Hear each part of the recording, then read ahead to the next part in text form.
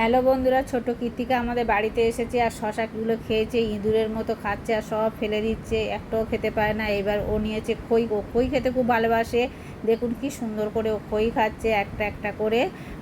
এইবার ও হাতে শশাও নিয়েছে, শশা নিয়ে কেটে কেটে ইঁদুরের মতো রেখে দিচ্ছে। আবার লিচু নিয়েছে, লিচুটা নিয়ে আবার আমাকে দিয়ে দিচ্ছে। আর লিচু খেতেও ভালোবাসে, যেহেতু লিচু এখনও বেশি মিষ্টি হয়নি, টক, আর ও টকটা খেতে ভীষণ ভালোবাসে ছোটো কৃতিকা। আর এখানে আমি তরমুজ কাটছি, তরমুজটা কেটে রাখছি আর ফলগুলো ছাড়িয়ে রেখে দিচ্ছি। তরমুজটা ও ভীষণ ভালো খায়, আর তরমুজটা ওর হাতে দিলে ও খুব সুন্দর করে খাবে। দেখুন কি সুন্দর করে ও তরমুজটা খাচ্ছে, দেখুন পুরো যেন কোল্ড ড্রিঙ্কসের মতো খাচ্ছে। দেখুন ছোটো কৃতিকা ভীষণ সুন্দর আর কিউট। আমরাও একটু তরমুজ খেয়ে নিলাম, আর আমিও একটু তরমুজ মামকে দিয়ে দিলাম, মামও খেয়ে নিল। টাটা বন্ধুরা।